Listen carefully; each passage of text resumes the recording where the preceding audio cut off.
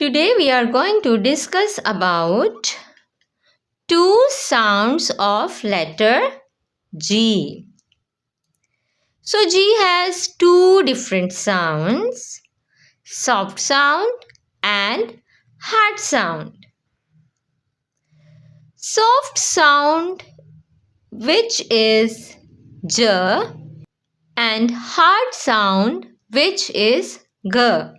Let's learn when to say J and when to say G.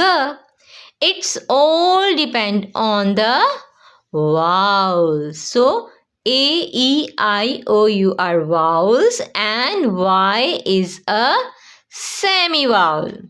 When G is followed by E, I and Y, it sounds J.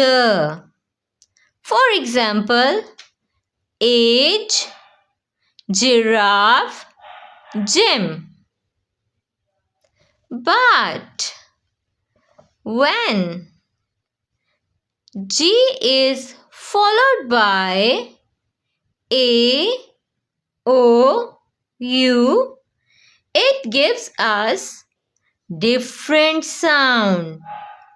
The sound is G. For example, game, go, gun. I hope you understand when to say J and when to say G.